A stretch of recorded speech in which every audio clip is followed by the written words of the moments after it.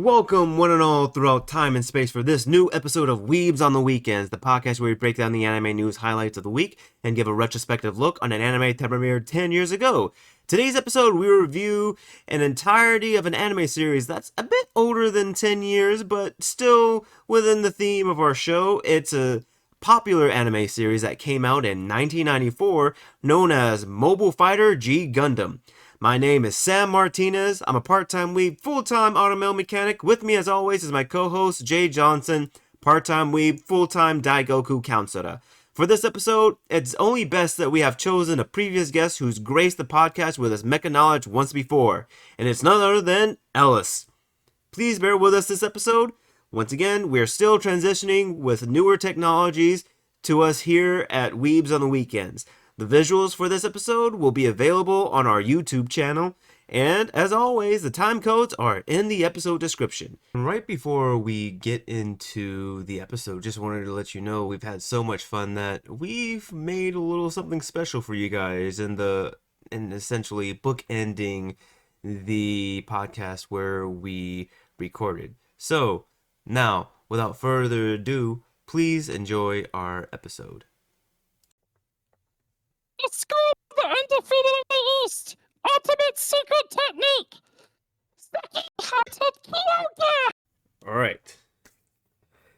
This hand of mine is burning red. It yells to me that we have to start this podcast in regards to a very nostalgic anime that we are going to be reviewing today, this evening, on this podcast episode with us here at Weebs on the Weekends.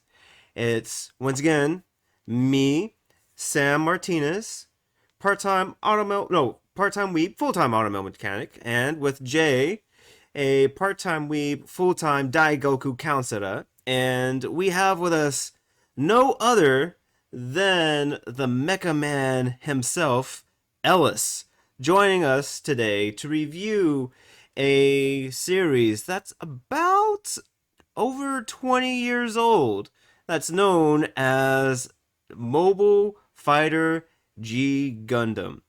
And thank you, gentlemen, for coming on today at this time so that we can talk about this anime and what it has done for the Gundam franchise and where it should stand in its place in time, if it should be brought back or if it should stay in the sands of time. Thanks again for being here with me today, in this episode. Gotta keep on thinking. Of course. At this particular time frame. Yes, this particular date and time. Oh my goodness. Like I said, and I think as we've had mentioned, before we started recording, G Fighter has been a big influence. Right before we started recording, we had it was mentioned how it shifted the Mobile Suit Gundam franchise tonally. And from what I can remember, aside from Gundam Wing, a lot of people in my generation, whenever they would think about Gundam, they would remember Domon Kashu if they didn't think about Gundam Wing to begin with. What about you guys? What's whenever you hear or think about G Gundam, what's the first thing that comes to your mind? Ellis, we can start with you. Oh, for sure. The this hand of mine glows with an awesome power.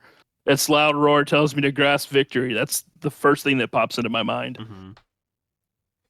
But it's such a big part of my childhood. Because Gundam Wing was the first one on Toonami, and then immediately they did G Gundam, which was kind of funny because G Gundam came out first in Japan. Mm-hmm. But yeah, it was the first, the very first Gundam alternate universe, and it's iconic. Very, very true. Very, very true. What about you, Jay? What memories do you have associated with G Gundam, if you have any? Yeah, I think that's the thing because I don't have any memories. Again, I think I kind of was the camp of, or however it premiered on Toonami, like Ellis said, is like after a Wing Gundam, and I think it was maybe a case of, oh, these are two Gundams, and Wing is what I latched onto for whatever Hmm. reason. And then G Gundam was just like the other Gundam. So I did have one model kit from G Gundam, which was the Dragon Gundam, and Yes. then everything else was like fleeting memories about the series because like this was, I would say this is like maybe my first time rewatch or watching it in earnest because Oh, okay, yeah. all I really remember was the suit up scene, so like the opening to the show, as well as the King of Hearts crest design, I guess. Hmm. But everything else kind of just flew out of my head, and I was like, "Oh, this is what this series was about." And I was like, "This was prime uh, scheduling, like to follow up DBZ. It was like Oh so yeah. shonen. I was like, oh, okay. If if I actually gave it a chance back in the day, this would probably be part of my identity now as an adult. You think you would have taken on after Domo and you would walk around with a red headband, with a picture of your families? Like, have you seen these people? Uh, Maybe because I was also a Naruto kid, so I did have a ninja Oh, headband. I don't know yeah. if Domon was that cool because I mean, as I looked into it, like he's the oldest MC protagonist for Gundam series, and it's like Really? maybe that was it Okay. too, and maybe I felt like Hero was more of a relatable kid, even though he was an angsty, brooding Twilight kind of adjacent main character. But yeah, maybe it was You the were Team Domo as Edward, like an weren't you? older, No. older brother Yeah. character. No, I was Team Jacob because werewolves, but whatever. Yeah. No, that's interesting because no, as you mentioned, like with Domon, because I think like in the series, like they mentioned that he was probably 18 or pushing 18 or 19 in the series, and as you mentioned, like usually all most of the other protagonists, like their ages or maybe 13, 16, if I'm correct in that regard. They're really on like the lower end, whereas like Domon's practically an adult. Um, so no, that's a Someone can good, vote. yeah. Yes, yes, yes, yes. So we can talk about that and his attempts or his flounderings in trying to do so. Um, but no, again, like we're here to talk about this, and that's very, very interesting, Jay, that this would be like your first time talking about. So we'll at least have a fresh perspective because for me, I watched it enough to get the gist of it. I saw a little bit of uh, the first few episodes, and I learned enough of the ending to figure out some of the turns and things like that, but I didn't really keep up with it as much as I did any of the other shows that happened on at that time. Ellis, what was your exposure to the franchise? You said that like it was earlier on in your childhood. Did you finish it to completion when it first came out? I did. Okay. I watched it the whole time. Uh, I missed DBZ because of the school bus, so G Gundam was normally just about to come on when I got home, so that was sort of my go to. Oh, okay. So like with DBZ was sort of missed because of the time constraints, whereas G Gundam was like right on time, essentially. Right. Oh Oh, yeah. okay, yeah. No, that's fair. That's fair. Okay, so then we have somebody who's seen it through completion, and no, that's good. We have a good array of people who've seen it all throughout, so I'm definitely excited on where we're going to go from here. So, what we'll do is we'll go a little bit over the synopsis, the studio, things like that before we move forward. And just to give the listeners a bit of an overview, as Ellis had said, this series is the first series that takes place outside of the main Gundam timeline. So it's when Gundam starts becoming a pseudo anthology series where this is its own self-contained story. You don't have to watch any of the other Gundam franchises to know what's going on in this series. And essentially, this series, it takes place in the timeline known as the future century, where the colonies are the superpowers, the colonies being space stations and actual societies that's living in space. And they have a proxy war that takes place in a tournament in order to determine who's going to be the superpower in this social system for the next 4 years or so. And we follow the main fodder for the series, which is Domon Kashu, who is the champion coming out of Neo Japan. And in his fights, we see him trying to unravel the mysteries that's happened between his father, his brother, and another mobile suit known as the Devil Gundam that seems to be having an overlooming reach within the oncoming Gundam tournament in this fight for the next space society power.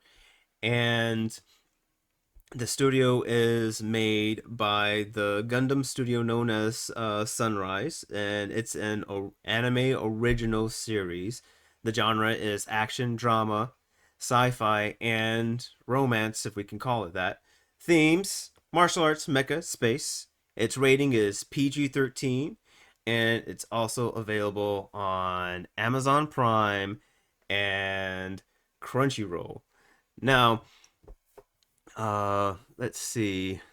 I wanted to see if there was anything else that we wanted to. We already talked about that. So, when going into this series, you two were just lightly talking about it. Was there anything about this series that stood out to you that was similar or different from some of the other mecha animes that you've had partaken of in the past? Jay, we can start out with you being newly exposed to this. Right. And you kind of Hmm. glided over it, like it was like very understated in your opening. Okay. Is like So this then is a say it out in Front Street then. yeah, this is Yeah. a martial arts Hmm. Gundam show, or this is a martial arts mecha show. Yes. And that's very, not well, it's very niche because I think the genre specifically is like wushu, like the Chinese martial arts Okay. style. Yeah. But it's so interesting to take a mech in the direction of like the idea to, the tactical nano suit, the haptic suit that, only recently in the real world we've gotten into Hmm. perfecting that kind of technology. It's like, oh yeah, that the human has always been the model. Actually, scratch that. That the human has always been the pilot, but it's always been a war machine, essentially. Instead Yes. of now, right out of the title, you get Mobile Fighter G or Fighting Legend G, and it's like, oh yeah, now that you have taken the idea of the person actually representing the mobile suit, which I think we'll talk about this later, but the idea that the mobile suit is not connected to the pilot directly. So like Ellis told me this. It's like, oh yeah, the cockpit is like this magical space where it doesn't get destroyed. But it does feel like if it was like if the rating was a little bit higher, like the mobile suit itself would be the embodiment of the pilot. Because like you do get a haptic system, like Hmm. when the Gundam gets damaged, you see like the physical manifestation of damage on the person on the pilot on their suit. Like they may not, like if you break the Gundam's arm, the pilot's arm doesn't get broken, but they get like a sensory, feedback to that destruction. So it's like really interesting. But I think that's something that, is so unique to the series, and I don't think gets replicated anywhere else. Like we've talked about Top Mobile or Gundam series before, as well as Mecha series before, and I don't see that happening anywhere else. But I think that's like something that just keys us into like uh, a space that G Gundam holds by itself. No, it's as far as like the Gundam series, yeah, and that was leading into another question that I have. But Ellis, do you have any thoughts on that? On what on the haptic suit that Jay had mentioned? Oh yeah, Mhm. it's just now we're seeing that kind of thing in real life. Like I saw a TikTok the other day of a girl playing Skyrim, and the haptic was set up to where if she took damage, it hurt. Really? And yeah, which I think is an insane level of immersion personally. And Hmm. for a giant robot, it might be a design flaw, but I could see where this setting would be the only time that it's sort of feasible, because any other Gundam series, or any other mecha series, really, you've got limbs being completely hacked off, and you've got bullet holes throughout the whole thing. So I can see where a fighting tournament would really be the only feasible option for that to be a thing. Oh my goodness, I'm kind of surprised right now. Well, I don't know. Like, I feel like there's like something that you guys would have had mentioned by now. Now I might be jumping the gun, saying this, but like, uh, it was just interesting because watching the series, just like what Jay had mentioned, like when I first saw it, just the idea of like the suit and having like that haptic feedback, it was very cool, very novel. When it came out, it was a big reason why I had watched the show. And thinking back on it, I was like, yo, Pacific Rim did the same thing. And it was just very interesting to me because, like, thinking back on it, for me personally, I felt like Pacific Rim might have done it a little bit better. But I was just a bit curious on if you guys had noticed this parallel, or if you guys were trying to plan on, or were not necessarily planning on bringing it up at all, this discussion. And, Like, I yeah. remember making that comparison when Mm-hmm. Pacific Rim came out, but it's one of those things for me where it's like, oh, it's like G Gundam, and then it never gets thought of again. Oh, okay. Yeah. That's fair. Right. And I think, Mm-hmm. yeah, not to get too deep into the weeds, but Yeah. it's kind of like the showcase of the super robots versus the real robots kind of division in mecha. Mm-hmm. That, there's this mystical element or the supernatural element to it. And it's like, yeah, it's like robots with superpowers, or it's like DBZ adjacent to like the power system or how moves are displayed or showcased. But yeah, in Pacific Rim, it feels like a mid ground of those two things. Is like, Mm-hmm. yeah, there's a psychological component, there's a physiological component, and then Evangelion takes it a little bit further, talking about the merger between humans and robots and Mm-hmm. all that. Machine. So I think it does work as a trope, and then how the psychic powers, even like the most recent Godzilla, not most recent Godzilla, but there's a moment. Which is the Godzilla? Is it New Empire with Mecha Godzilla? That's Godzilla versus Kong. Yeah, the first Mm-hmm. Godzilla versus Kong is like, oh yeah, Ghidorah gets kind of fused with a human and it gets into a new body. So yeah, it does happen some places in Mecha, but I think it's like for a sports tournament, yeah, it does work the best here. When in Pacific Rim, it was like that's the design flaw part. When you're actually fighting Yeah. kaiju's to save Earth, why would you build in a system like that? I mean, they don't really touch on it in Pacific Rim, but Mm-hmm. in Pacific Rim it'll actually do physical damage, because you can kind of see the light scarring on his arm from the feedback from when Gypsy Danger's arm gets messed up in the beginning. Well, I mean, as you said, Jay alluded to it a little bit too. Like, there is an actual like neurological component where like you're actually like hooked up mentally to the machine. So, like, well, you could see that like how he acts in it, but you're talking about his arm actually physically showing it. So that's like another level to it.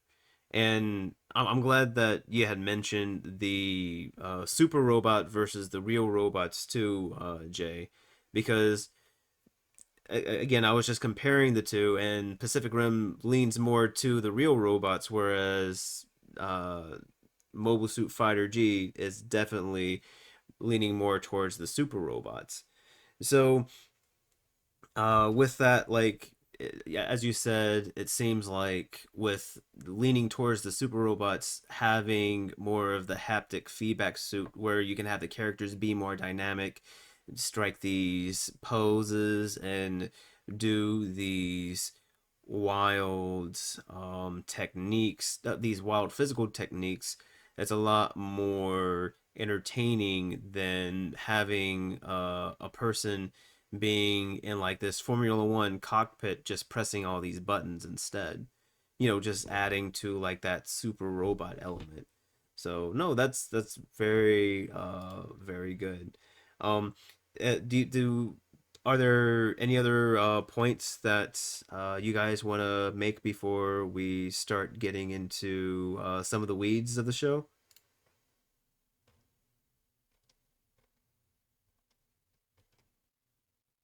Okay, so I'll take that as a no. Um, Well, yeah. I'll just make one little comment. Mhm. The fantastic moves and stuff that the Gundams are doing, which do make G Gundam the most super robot-y of all the Mhm. Gundam series. A lot of times you see them doing that outside the cockpit, so it's like it's an offshoot of their martial art. So in this case, the mechas themselves become a more physical extension of the fighter. Whereas like it's sort of implied everywhere else, but it's more of a visual representation in this show. Am I correct in saying that? Yeah, Okay. yeah, definitely. It's the way I look at it is like when you see you know the the characters. I'm not gonna quite go into spoilery and name names, but when you Mm-hmm. see a character doing a move outside the Gundam, and then later the Gundam can replicate it, it's like, oh, it's not the robot that's special; it's the guy inside. Which that you know is a lot different than other Gundam series. I feel. I don't know. That's a very very good take because as you had mentioned, oh damn, I was my train of thought has no. Like you said, like with some other shows, you would have something being special about the suit and the pilot being in it and having the pilot being affected by the suit. Whereas in this show, it's a reverse where you have the pilot being able to do these extraordinary things because the pilot is able no because the pilot is in a mobile suit. The mobile suit can do those extraordinary things by extension, sort of like uh sort of like a martial artist wearing like a pair of pants or a jacket or something like that. Like they can still do what they the fantastical moves that they need to do so long as their moves aren't being hindered or encumbered. But no, that's a very very good point. So, Jay, do you have any other thoughts before we get into the nitty-gritty? No, we can get into the nitty gritty. To the nitty gritty it is. But before we do that, bit of a warning. Even though this series is almost over 20 years old, we know that there are some people that have not seen this. and we have done our best to keep it as spoiler free as we could have up to this point. So from this point on, we will still be loose. Well, it'll probably be loosey goosey in regarding spoilers. So this is the spoiler warning right now for those who would like to experience the show on their own without knowing on what's going to happen in this space tournament. And with that, we too shall go to space. Woo! Everybody, make sure you put your oxygen mask on so you can breathe. Hey! All right. No, thank you. So, little bit about some of the things that we want to talk about. Sort of wanted to do like a sort of a riff off of a Clint Eastwood film, Good and Bad and the Ugly. We can do a good, the bad, and the miscellaneous in regards to this series, and sort of wanted just to talk about a lot of the good things about the show that we came across when first, well, not necessarily first watching, but upon this most recent visit of the series. And Ellis, a little, well, I don't know if you necessarily want to go into it now, but we had touched on a little bit on how this was tonally different from some of the series before. Is that necessarily a good thing, or is that something that you want to wait till later to talk about? Oh no, it's Mm-hmm. perfectly cool to talk about it now. This is definitely a tonal shift for the Gundam franchise. Yeah, Tomino, it's very interesting when you think about him as a man and the works that he did, because it's very, I don't want to say obvious, but it's very apparent and it shows up in his works what his mental state is. I know when he wrote Zeta and Victory and some of those stuff, he was depressed, and Mm-hmm. he got the moniker of Kill 'em all Tomino because of that. So, for this to be camp and for this to be kind of lighthearted and, you know, I don't want to say cringe, but some of the lines were. That's just the way it is. It's goofy, but it definitely is a tonal shift, and it's different than, it's not as serious as a lot of the other Gundams are, and it shows a different mindset that he had at the time of writing it, which is actually a pretty good thing because that means his mental state was getting better. No, that is good. That's very, very good. And as you said, like I feel like that sort of like upbeat attitude lends itself to the super robot aspect of the show, where they can do fantastical things and sort of just have fun in the pure action that's there and that happens. Um, Jay, was there anything else that you wanted to address regards to Tomino and the tonal shift of the series? It's really Hmm. interesting, like, just listening to Ellis because he's a Gundam fan, of course. Just, Yeah. like, when I was doing, like, just looking into the series, it's like, this is such a well-documented production of a Gundam series that I haven't seen before. Like, there's just these interviews that are available, like, the production notes from the director and writing staff, and it's like how the sentiment of making this Gundam was going around Sunrise Studio was just, like, very controversial, or, like not the idea of like gaining full support for how different it is. Hmm. And it's interesting because I left the series just like, wow, if this is what, if I had experienced this before, then this would have been like such my identity back in the day, because my first introduction was really like Wing Gundam, and that Hmm. is so depressing.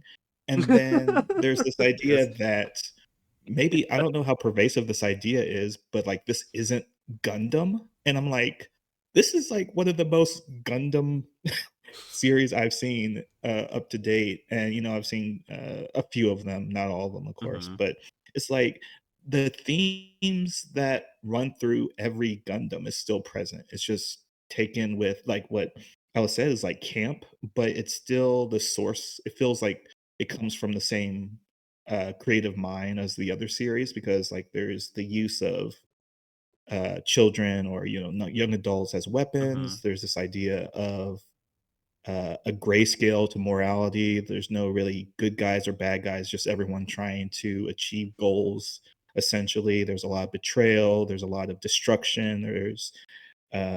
There's just all these deep political, socio-economical elements to it. I'm like, this is really Gundam. And when people were saying like, this isn't Gundam, and it's just like the title and nothing of like real Gundam substance. I didn't really know what they were talking about. So just the idea of that Gundam can be a lot of things, Hmm. that this still feels like Gundam to me. Oh no, I definitely understand what you mean on this rewatch. Definitely in the first half of the show, I really felt it where you're essentially traveling around with Domon and he is looking at the remnants of Earth. And in all the other series that I've seen, granted, a lot of the other series that I have seen are some of the other alternative universes, but talking about the themes that you had mentioned, Jay, where it's like it's a lot of political intrigue and a lot of war, the aftermath, what it means, and a lot of it has to do with resource allocations, like space versus Earth, things like that. And this is the aftermath of what happened when the space colonies essentially run things and what the state of the world is like that. Well, what would become the state of the world afterwards, where you have these kids who hope to be able to go to some of the space colonies. Very much akin to, I forget what that movie is. It has Matt Damon, where they're trying to go into the ring in space where they can get all of the good medical benefits. I think it's like Euphoria or something like that. Elysium. Yeah, Elysium, right? Very, very much like that, right? Where we're walking around with Domon and you see these people, they're working to try to go to space because that's where all the opportunities are. That's where the best thing is. And even then, we run into some people that are from space that's not necessarily satisfied with that. Like they are in the Gundam tournament in order to push for their own colony to be the superpowers. Like, oh, even though they're in space, like they're like, oh, we still hadn't made it. We won't make it until we get this title and we become the next superpower for the next 4 years. In that regard, so even then, like you have, as you says, like every side is still wanting, showing that there is a level of gray. And I really felt that in the beginning of the series. Now, Ellis, Jay had mentioned that in a lot of his findings, he found that like people were saying that this series is only Gundam in name. Have you come across that opinion yourself from others regarding the series? I have seen it. Mm-hmm.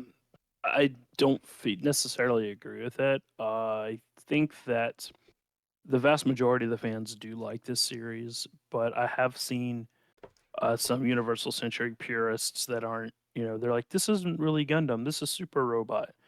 I want my dark, depressing, nitty gritty, dirty, you know, everybody dies Gundam series. And this is not that. But in my opinion, this is take that dark, depressing Gundam setting. This is after that. Like, this is Mm-hmm. when, after they've learned all the lessons, this is them trying to figure out a way to not have the terrible war, to not have the, the death and destruction. Because if you look at the setting of Earth, they go to all these towns and these cities, and stuff went down there. Like, Mm-hmm. it's clear that they have had a war. It's clear that they've had the, the death, the destruction. that the standard Gundam series has, but this is post that. This is a rebuilding era. This is trying to move away from Grand War. Mm-hmm. So that this is, but yeah, that UC purists don't like it as much, but the vast majority of people do, I think. Especially, newer Gundam fans that maybe aren't so used to the super dark setting that can be the Universal Century. Okay. And um also okay, so I was just going to say what was the series the Universal Century series that happened right before this? Do you remember? Uh, I think it was Victory. This was 94. So Mm-hmm. um I think if I remember right, 8th was right before this. That in Oh terms of yeah. when it came out. Mobile Yeah. Suit 8th is You mean Eighth Mobile Suit? yeah, 8th Mobile Yeah. Suit, yeah. 8th Oh, MS team. that's 1996. So Oh. that was Okay, after so Wings. Yeah, so oh Victory came yeah. before this, but I didn't know if that was Universal Timeline. I don't know about the timeline, so just know about the release order. Yeah, it's sort of weird because Gundam they always like, okay, here's a gap in the Universal Century timeline. New series right here. It's hard to kind of keep up to with where things are. Filling in the gaps there. But Yeah, I didn't know like the frequency of Gundam series because like Victory came out the year before this, then G, and then Wing, and then Eighth Mobile Suit. It's like, oh, I didn't know Gundam was just back to back like that. I thought they were like widely spread out through time, but yeah, it's wild that they just came out. yeah, I think Yeah. the biggest gap in Gundam, release was uh was between the original Mobile Suit Gundam and Zeta, and that was like 6 years. But from Right. Yeah, release, because G Gundam is celebrating the 15th anniversary of the series. So, and I think it's the fifth installment. um, So it's like, G yeah. G Gundam's actually celebrating their 30th. No, I Right. mean like no, like so the original series came out in 1979, and then when this released in 1994, that was 94. 15 Oh, years. okay, yeah, I That's see what what I you're meant. saying. Yeah, that's my bad. Yeah, Math. but yeah, Oh, because okay. I like see what you're saying now. So this was like Gundam's 15th anniversary, quote unquote. Yeah, yeah, because Yeah. like it was supposed to be like a reboot, and like what Ellis said is like Mm-hmm. a tonal shift, and it's like trying to refresh the series because not obviously, but there was a decline coming after Victory. Like they were like, oh, we need a new direction to take, and like Dragon Ball Z is popular, or Dragon Ball is popular, so let's take that in this direction. So it all makes sense of why it came about. It's just like it doesn't seem like once it got moving, like Sunrise was like necessarily confident in it, especially given like the director who was. I mean, we can talk about that later, maybe in the Yeah. negative section, but very interesting guy, the director. Okay. Well, um, other positives regarding this series. So mentioned before that this was sort of trying to be like a soft reboot. I'm trying to think like looking back at it, even like the way that it ended, they said like see you later. So I guess like as it came out at that time as a Gundam fan, you don't really know like it's seems like they're going to be continuing in this direction, right? So I guess would you say that this series was successful in making Gundam popular again, or at least bringing it back to the forefront? I'd say so. The y- it was a step out of the norm, which I think was badly needed at the time Mm-hmm. because it's right off the heel of Victory, which is probably one of the more depressing ones, probably if not the most. But yeah, so this was definitely a much needed step, and it was also a good a good onboarding part for new fans too. And it was like, and before like some of the later series have come out, I would say that this is a good like dip your toe in the water series to see if you like Gundam and be like, hey, this is a good beginner series for Gundam. Check Mhm. it out, give it a shot.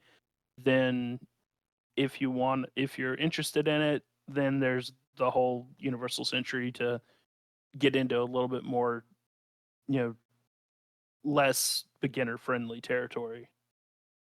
I don't Yeah, know. because you can definitely put this on in the background. Like, not to say that there isn't substance to it, but it's like largely spectacle. And it Mhm. does feel like the first Gundam series I've seen is like, oh, I can watch this with the sound off, essentially. Like Look at the it's pretty like colors. yeah, but it's also dynamic and like entertaining from like just a visual standpoint. Because a lot of the Gundam series focus on like the The the dialogue. mechanics Mhm. like appeal or aesthetic to it, but Mhm. this is just like bright colors, but it's also so dynamic in like the character designs of each character they visit, which I think is a large positive about the supporting cast. It's like everyone feels so distinctly different as well as visually. So we're talking about other positives to the show. I Mhm. think like the cast as a whole is so memorable. Oh, no, for sure. Oh, So, for sure. you don't think that they run into the issue of having a cast too big? Two big casts. Well, we have the Shuffle Alliance, which we haven't Mhm. talked about yet, and then we have Domon, who's a part of that, or the leader, however you want to say that. Because weirdly enough, like there's not four of them, there's five of them, because Yes. one of them's the Black Joker. So it's like, okay, sure, I guess. I guess someone has to be the Joker. Mhm. But and then you have Master Asia, we have Rain, we have Allen's B. Like we have some other fighters, and Mhm. then every country has its own representative, but it's like who's like supporting cast? I don't think so. I think it's like nice in the like to fit in both of your hands like numbers. Like, less than 10 is perfect, but everyone's so distinct, so I don't think it's too large. Okay. Yeah. Something that always kind of stood out to me in that regard was every pilot, every pilot that they follow that's not like a one-off. I mean, has a main character design and could very well be a main character. I mean, they kind of are if you think about it in terms of, the different nations. Like Georgia's France's main character, Chibity's America's, and Mhm. it's basically let's throw all our pro tags in one area. hmm Yeah, and they also get their own like a good amount of screen time too. I think that also helps. It's like Oh yeah. everyone has an arc, they all have a backstory, they have flashbacks, they get like due credit or they get enough shine that they stay memorable. Where other series are like, hey, look at this cool background character. Okay, we'll never see them again, except for in relationship to the main character. But yeah, it's Yeah. like yeah, you can definitely root for others in the series, like maybe Dormon's not your guy, but you're in the camp of yeah, Argo. I want Argo to win because he deserves freedom. He deserves to forsake Let his my friends. people He's go. like yeah, yeah, yeah. Well, Dormon's just on a not revenge kick, but it's like yeah, you have someone to root for, even if it's Mhm. not the main character. And Oh, one thing yeah. that I really like about this Gundam series is there's so many episodes where Domon's a background character. He takes a back seat to somebody else. Like it's not all about Oh, Domon. that's a good point. Uh, you made me think of a JoJo's reference right now. Like, uh, Jay, would you agree? No, you hadn't finished part 4 yet, have you? With Morio? No, And I finished. okay, so would you say like very akin to what Ellis had mentioned? So would you say that G Gundam is like the equivalent for part 4 in JoJo's or no? In the sense that Yeah, because I yeah. think there's a lot of series that rely on its ensemble cast Mm-hmm. to like propel the story forward, and I think JoJo's just like focus heavily on that dynamic for a shonen series. Mm-hmm. So yeah, and I can't really think like Dragon Ball Z is like one of the key examples of what shouldn't, why that doesn't work. It's Yeah. like, yeah, I don't really care about anyone but Goku. But yeah, It's like again, we're like just here is waiting like, till he How shows up. dare you, sir? yeah, exactly. How But yeah, dare it's you? yeah, and even to add on what Ellis said is like that even their fighting styles, like the French and France fighter. Is it actually George Yeah, or Yeah, his it's name's George George. Desan. yeah, George Desan. Yeah, like he's a fencer, and then he has a rapier for his Gundam, and then Domon is a not Shaolin. Shaolin's the short kid, Sai, but yeah, Mm-hmm. he's a Chinese Sai martial Sai artist Chi. for Domon. Yeah. And then Argo's a grappler with Russian wrestling, and then like everyone has their whole like style attached to the characters. So Oh it's yeah, like, oh yeah, Chippity is if it's like boxing. martial arts, Mm-hmm. yeah, he's a boxer. Yeah. No, like you said, like But what everyone. about Neo Portugal's clown? He copies everybody. I'm glad that you brought Which him is up. like perfect for a shonen character. Yeah. So that was a big surprise to me. I didn't realize that American media was so prominent, or at least like because like the fact that the clown came up and that Jibbity's was afraid of clowns, and I'm just like, that is so surreal that the American is the only one afraid of clowns. And because like over here in the States is like understood that everybody hates clowns, but it's like I wouldn't think that other people would get that, and to think that I saw this in a Japanese production, it was just kind of wild to me. um but sorry, little bit of a surprise one off there. But going back to Domon, so that was good for his character that he was able to be in the background and let other characters shine. And Ellis, would you say that Domon's character is drastically different from a lot of the other Gundam main MCs that we would see? Yeah, for one very, very important reason. What is He's that?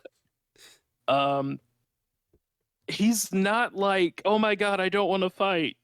I don't want to do this. I don't want to fight anybody, or I don't want to hurt anyone. So I'm not gonna. he's not that. He's like, I'm gonna throw hands right now. He's very much like, we get some Gundam Protex that need the old bright slap to get them into, into shape. Yes. But or need the bright slap, or Hmm. you know, tiny spoiler for the last Gundam movie, Atherin's punch of destiny. But you need to knock some sense into somebody. No, Domo's like, let's throw hands. And they, even like in the series, people are like, I don't want to fight you, and he's like, nope, throw hands. It's like, we are fighting whether you like it or not, sir or ma'am. Yeah, Domon kind of falls into the category of a delinquent character Hmm. because Yeah. like he doesn't have to resort to violence. He's just throw hands like Els just said. It's like he's formally trained by like a grandmaster of a martial Yes. arts style, which again, like he's physically capable. And even in the first episode, if you're like trying to dip your toes in the series, like he catches bullets. It's like it's amazing to see like a MC that is like physically capable, because that's the whole idea of, well, Hmm. not the whole idea, but that's what some Gundam protagonists fall into, is like they're physically frail, like even though they're like military officers or Yeah. ensigns, whatever it might be, like they still have some kind of power outside of their Gundam, but their Gundam is their power essentially. So like if they're just throwing hands, then most other protagonists, so like if you put all the Gundam MCs together, Domon's probably coming out on top in a fist fight. No, that is that I could see that definitely be Yeah, the I'll agree case. with that. Yeah. Probably He's second up there is the yeah, MC from Iron Blood Orphans. Just going through a list of people, but yeah. no, Mika wouldn't fight. He would just shoot you in the head and walk away. Yeah, okay. Oh my goodness. Yes. I thought about something else. Hold on. Let me try to bring up some points. Um. Oh, like one. I'm trying to think. Oh yeah, talking about like Domon's capabilities and when you had mentioned how like he just loves or well he just starts to fight like I to me it was annoying but it was still iconic how he essentially knocked out like the person that Chibity was supposed to fight and he's like yo I want to fight you like he goes and he ruins this man's quote unquote title match and he's like I don't care about your title match I want to fight you just sort of like that assertive character and he becomes more endearing as the show goes on but hearing what you say how like it's essentially supposed to be a reboot so they essentially make a character that's more assertive and more action oriented compared to all their other characters to try to bring in people it's very very interesting that they went that direction. I would say one other thing too that was at least good for me in the series was sort of the turn that we find with the Japanese government and what their main goal was in regards to the Devil Gundam. Because of like in the beginning, they're very buddy buddy, but like it was a good turn to me. Like I felt like it could have been done a little bit earlier. Like the series didn't have to be as long as it was, but like for me, it was it was pretty good. It could have been done better, but I sort of liked that. Um, was there any other parts that we didn't get a chance to mention that you guys think should be highlighted in the good section of G Gundam? Yeah, for Mm-hmm. sure. I think uh, this, this series has just absolutely iconic and stylized designs. Like Oh yeah. the Gundam designs do not work in any other Gundam universe. Like this is, and every one of them is so different. Whether you have the the Gundam from Nepal, who's a bell, Mm-hmm. or the windmill, or the mermaid, which is a fish. There's just so many. There's so many different designs and stuff that everything is different. Like I'm gonna say that the style of G Gundam is awesome because there is no style. Because every single Gundam is different. Oh, that's very good take. And Exactly. I'm sorry. Go on, Jay. Oh no, I was just like saying because I think there's like 30 some variations of each of the country's representatives, or not. Each country has a representative Gundam, and Mm-hmm. it's not too stereotypical. And I think that goes into the camp aspect of it and what the director wanted to write into like their designs. It's like, yeah, we're poking fun very surface level at every culture. So it's like Tequila Gundam has a sombrero. Yes. The And a poncho and a mustache. Yeah, yeah, yeah. And then like Crocodies or Yeah, Crockett's is Chibata, like yeah. he's a boxer, but he's also a surfer. So it's like, Yes, And a I football forget about player. that. Yes. oh right, because of his All helmet, the right? Yeah, sports. for sure. Yeah, yeah. So it's And like he has combining six these like shooters. very cultural, like known elements to every single Mhm. culture, and it's like treating everyone of equal disrespect, but same way of like, oh yeah, uh, it's like interesting. Like it's like what Ella said. It's like there's no other place that you can get away with that, especially because this is essentially Street Fighter or maybe Oh Mortal Kombat. yeah. Essentially, Yeah. it's like, yeah, if you're going to send in a culture's representative or a national identity, then obviously it's going to lean towards more parity because that's what other cultures know about each other. Mhm. Oh no, for sure. Um I would say because even thinking about like the Master Gundam, like it doesn't look like a typical Gundam. I feel like with that one, it's only Gundam in name. At least with some of the other Gundams, it may have not necessarily a similar body build, but like they have the Golden V that is iconic for Gundam. I think the Master Gundam has a red V instead, but with the design of the suit itself, it blends in with the V on its head, so it doesn't even look like it. But everything else, like what you guys said, like it's very stylized. And I want to say there were two suits that were actually submitted and had won like a fan art contest to be on there. Malaysia and Singapore. Mm-hmm. And there was even mobile suit on there that looked akin to a Sailor Scout on there as well. Did Sailor Moon come out? Oh, or was there a Sailor Oh, Moon series out at the same time or Sailor no? Moon had been out for a while. Oh, okay, so like it's just I guess like sort of tongue in cheek is like, hey, since we're starting a new fan base, let's try to get some girls on here too. But The manga has a kangaroo. there's the kangaroo in the manga? No Yeah, way. It's called Jumping Gundam. It's Neo Australia, Oh my god, and I it wish is we see this. piloted by a mother kangaroo. Oh yes, that's another thing. How there are animals that can pilot these suits. That's I feel like that's for another section. But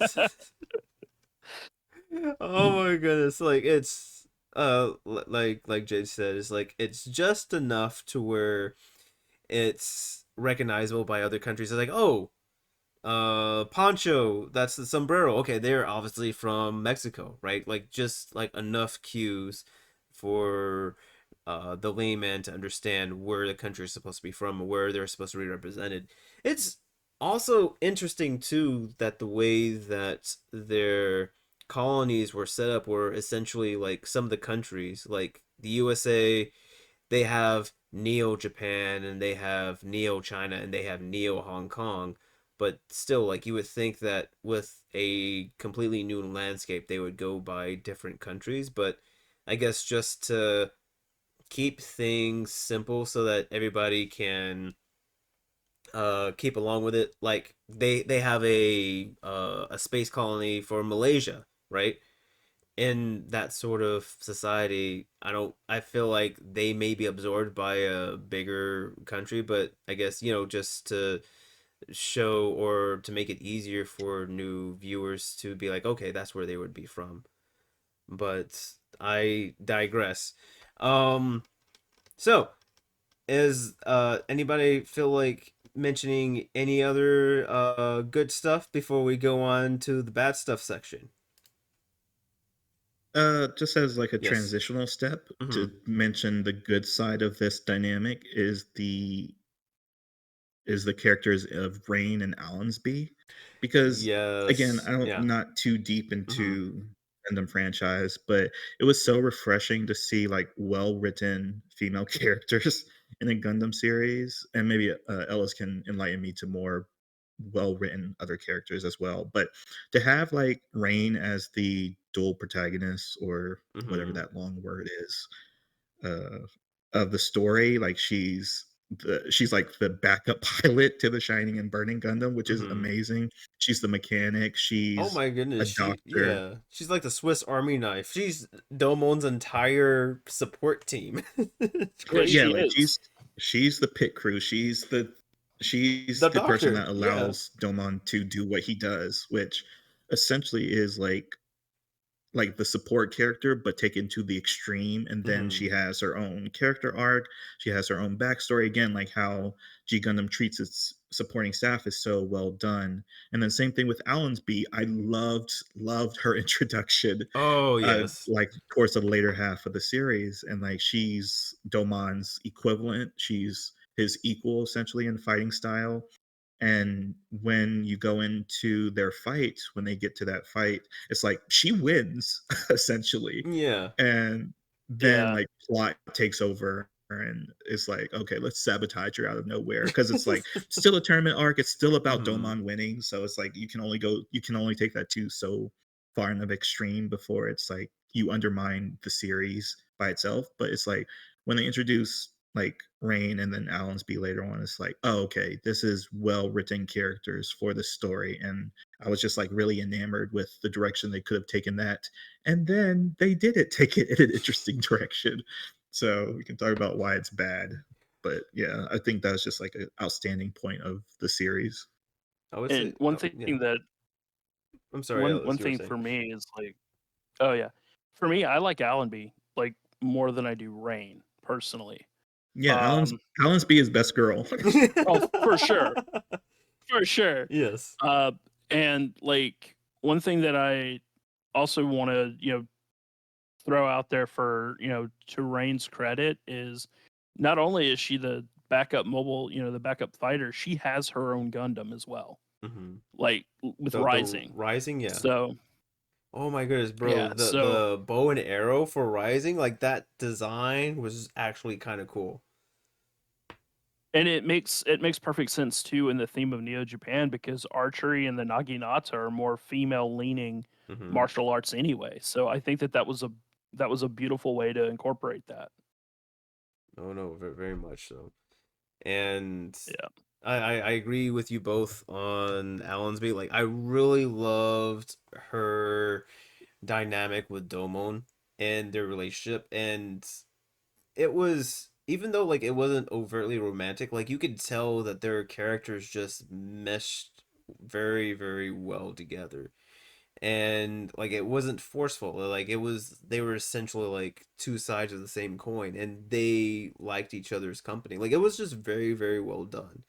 And even some of Domon's interactions with Schwartz, how Schwartz was acting like his mentor. Like some of those scenes were very well done. Like the show can do character driven scenes very well. For instance, Jay had mentioned how Rain had her own arc. I really liked how they went into her backstory, where I think it was the guy from medical school that she liked. I Oh, it, the yeah. the Neo, the was it Neo Pakistan? The guy with the scimitar. Yes, Like yes, his Gundam him. had the big scimitar. Hmm. Yeah. That was probably my favorite rain driven episode because you get to see the amount of sacrifice that she's made in having to support Domon. And up to that point, it's like, oh, she's just sort of there, but like you realize that, she that it's affecting her in other ways that's not necessarily um, noticeably seen. And it was just very good characterization for her. And seeing her, even though like she had the skills of the doctor, and having her past flame being afflicted with something that's medical that she can't really help with, it was very, very well done in my opinion. Oh And yeah, for sure. mhm. So it was definitely a good call on that, Jay. I really appreciate you bringing up those characterizations. So now we can sort of transition or use those points to transition about some of the faulty stuff that had happened within the series, or that the series could have done better. So you had mentioned that Allensby was best girl, Jay? Yeah, so the negative side, the flip side to that, Mm-hmm. and it's well documented from what the director has said in the commentary. This is wildly available on like the digital platforms and physical publications and release, which I didn't know until I started looking into how easy it is to Mm-hmm. get a copy of G Gundam. But yeah, the director talks about this enough that essentially said that this was his first attempt at a love story. Yeah. And the way I saw the ending, again, I can get you guys how you feel about it, but the love, whatever the final move is at the end, I'm like, Oh my goodness, yes. gross. Not gross, Oh, I but in a hated way. that. Okay, I hated cool. that so much. I Okay, hated cool. both parts of it, man. It was just, why? Mhm.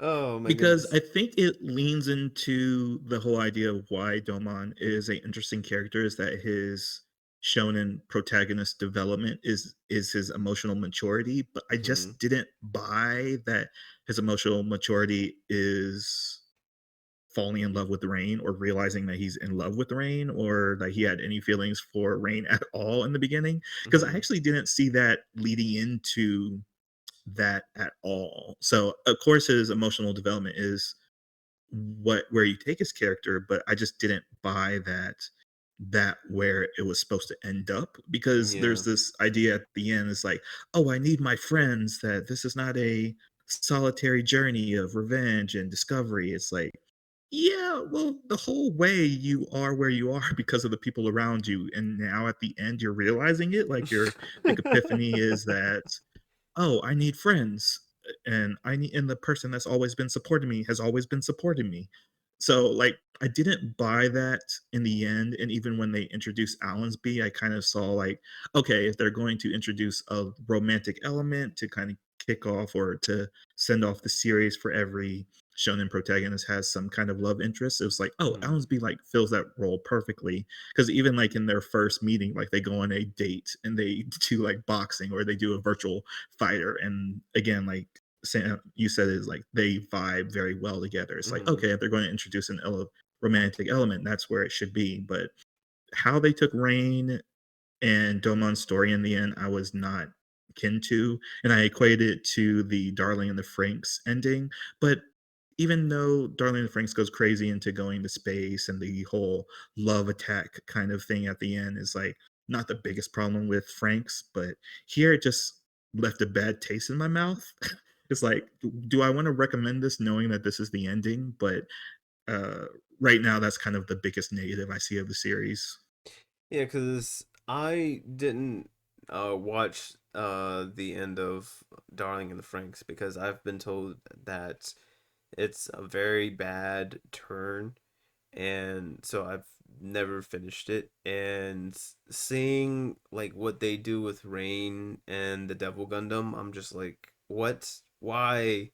Why, show? Why are you doing this? And they, looking back at the show, like they have been trying to hint at it that Domon was supposed to be with Rain. Like Rain would make these off comments of like I guess trying to be like playful banter where it's like, oh, if you don't treat me right, I'll leave you, or it's like, I can't believe like I've fallen for you, something along those lines in the early episodes before we have that backstory with her solidifying her character. But Right. I mean, mhm. she just straight up leave him during the fight with Schwartz. Yeah, and Right. Okay. mm, So yeah, I'm not going to go deep into this because it bothers me so much. And even though it's such a minor gripe with like a yeah, largely positive story, but it's like I watched the Japanese dub of it, not the English dub of it. And I in the couldn't find first the English episode, dub. I she could only find the uses, Japanese one. yeah, yeah. So, Hmm. like in the first episode, she uses the word aniki, which means brother in Japanese, and Yeah. I'm like, oh, they're siblings. So, yeah, like those small flirtatious things that you were maybe picking up on before, Sam. I was Hmm. like, oh, that's how not brothers and sisters act, but it's like the playfully like Yeah. soft banter that happens between siblings. So, like the whole romantic element of it just caught me off by complete surprise. But the end credits though, and the intro for the second half, it was like her hugging on him all romantically and him being embarrassed by it. Or did you just like skip all the credits in the intros? Yes. Okay. But let's all I Yes. also just want Yes. to say that for a series it's supposed to be around his emotional development, I Hmm. need my friends and I didn't do this alone, and he's oblivious to other people's feelings completely. Like Because when he's Allenby dealing with his tells him own to go stuff. get Yeah. I'm sorry, go well, on. when Allenby tells him to go get Rain because if and leave now because if you don't, I'll never be able to move on. He's like, "What? Was this an option?" It's like he doesn't even realize that Allenby, who is openly in love with him, is in love with him. Oh, yeah, no, he's very, very dense. I'm trying to think.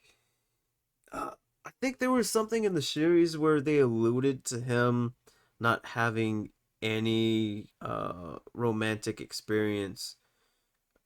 I don't know if it's because he was spending all this time with Master Asia in the mountains, or he just never like. I want to say like they had a tongue in cheek joke about Domon at his expense. Like they were talking about some sort of bathhouse or some sort of something where it's like there's gonna be like lots of girls there, and the joke just flew over his head. But like I said, I think it was just like a one-off comment. Um, but even then, he like not necessarily just like romantically. It's just uh his other emotions, and Schwartz talks about it several times about him needing to calm down and not necessarily like fly off at the handle. I mean, hell, how many times has him and the Shuffle Alliance broken up again just for them to get back together because he realized he needs their help to do something? It's insane. It really is. It really, really is. Yeah, and there's like some things that make it stand out a little bit more because like the first Hmm. time you really see his like display of emotions is when he reunites with Master Asia and he just breaks down crying. So like even for like a 20-year-old or late teens Hmm. character, like there is like this emotional like intelligence that he's lacking, which again leads into why his development is so like a mixed bag for me, that there is the sense of he can only exchange emotions with the people he fights with, and I think that's what it's about and why it's so necessary for the length of the series. And again, like you can always write a story shorter or longer, whatever it might be, and Hmm. this is a tournament long story or a tournament arc long story. It's just like, yeah, you have to get the whole fight matches down because that's the way that he experiences emotions, I guess. So like the more fights he's in, the more emotional he gets, and Oh yeah. then his whole journey of training at the Guyana Highlands is about the whole serene state of the super mode, and then later the hyper mode of the Gundam. And it's like, oh yeah, like that's planted from the very early beginning of the story, that like that's his journey. So sure, I get it, but Mhm. it's also like the only time he cries in the series, I think, is over Master Asia. Oh no, and ever since then, it's just like everything afterwards, or at least like immediately afterwards, he's breaking down in tears, and I guess like at that point, it's sort of like just going overload in his emotions because he's learning about some of the truths that's going on with his family, or he was being emotionally manipulated at that time. But I would say like and him training at the Highlands was, as you said, it was needed, it was necessary.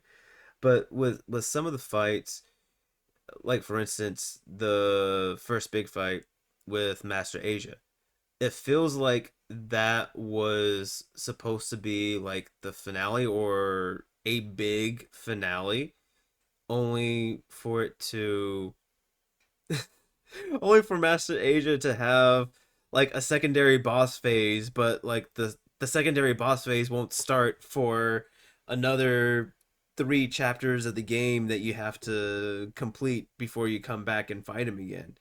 And it's just for me uh personally, like I feel like the as far as like the emotional standings for like a lot of the other characters in this tournament arc, I feel like I'm more invested in the first half because you're sort of being cold, where it's as you said, Jay, every fight that Domon has, it helps him grow emotionally.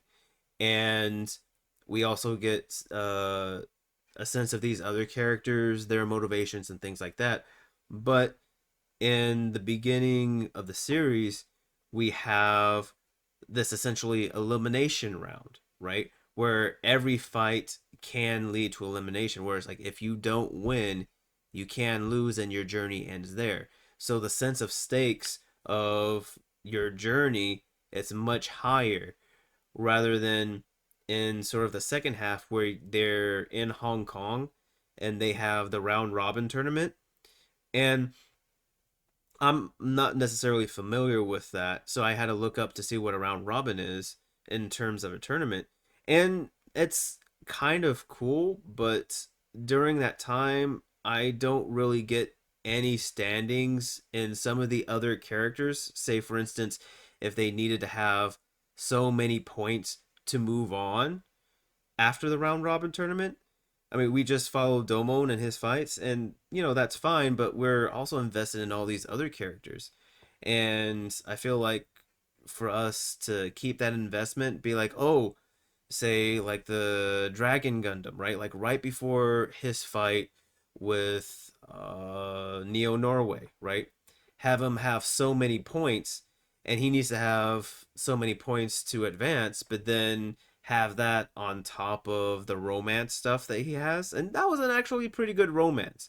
But I feel like having like that point system for him would have made me feel a little bit more invested in his fight, where it's like, oh no, he loves this girl, but if he doesn't finish this fight, he may not go on because he doesn't have enough points, or something along those lines.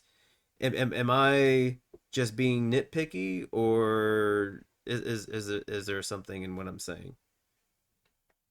There's definitely something in what you're saying. Mm-hmm. Like at one point, I can't remember which fight it was right off the top of my head, but like he goes in there and it's like, we actually don't have to fight. Both of us already have enough points. And the other person's like, nope, time to throw down. So, you know, there's moments like that, and then Mm-hmm. there's and I definitely feel like stakes were higher in the first half, Mm-hmm. because like in the first half of the first half of the series, he takes your head, that's it. You're out. You get to go home. And Yeah. whereas in the second half, it's like he can completely obliterate your Gundam and you get a new one and you could keep going. It's like, okay, that does that not defeat the purpose of a tournament? Exactly. Yeah, and Like I, if the Gundam's done, the Gundam's done. Like, that was Neo Norway's big thing. They're like, this is my last fight that I can do because my Gundam can only take so much. But Hong Kong was like, hey, you can repair your Gundam as many times as you want. It's like, so then did they just not have enough money to keep repairing it?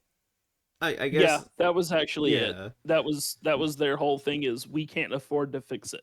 Yeah, that's what I was thinking. It's like they were saying it without overtly saying it, and sometimes I'm too dense. Like I need to have that. I would say one other thing that caught me off guard was Domon essentially switched Gundams mid tournament. I mean, granted, seeing the Shining Gundam give itself so sacrifice itself so that Domon can get the Burning Gundam, God Gundam, however you would like to call it.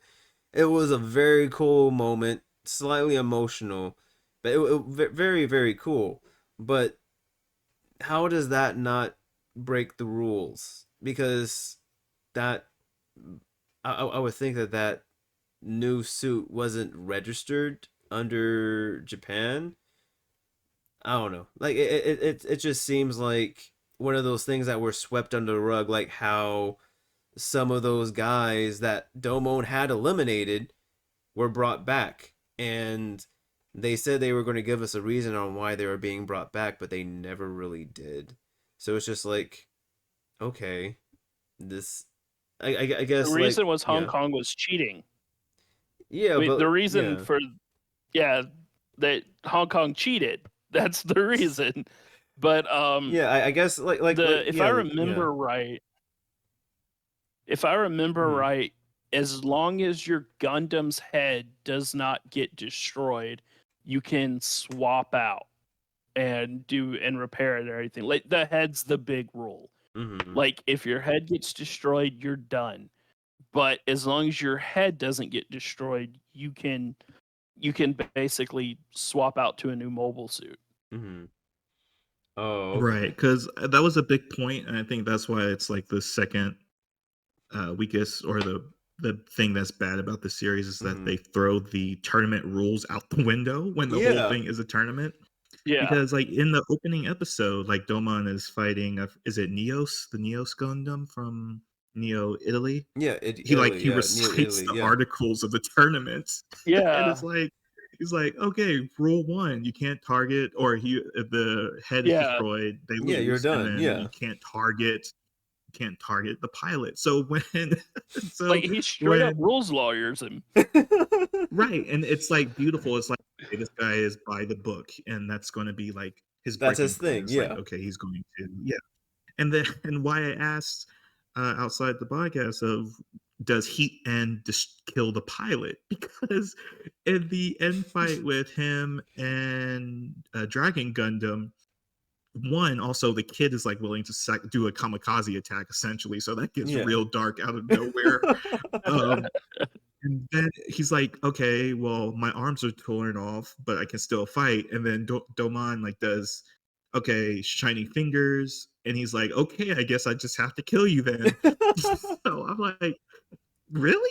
And then the Emperor steps in and stops it, but it's like the rules of the tournament just go out the window at the end, because of course Hong Kong is cheating, but it's also not even done in a subtle way for you to figure out if it's being done. So it's like you lose interest in the end goal, because now it's just like, oh, of course Domon's going to win because he's the protag. But with all the other characters, they kind of get like swept aside in the wave of this tournament that's no longer a tournament. Oh no, and sorry, you're about to say, Ellis? I was just saying, like, it's so weird because, like, I also think like that fight with Saisaishi that you were mentioning with the kamikaze attack, like that's what the big surprise trump card in that episode was, and the way he countered the kamikaze move was he did burning finger with Heat End with the left hand, and it was like, what, he could do it with the left hand? Like that was what stopped this beautiful, awesome butterfly kamikaze move. Was he could do it with the left hand?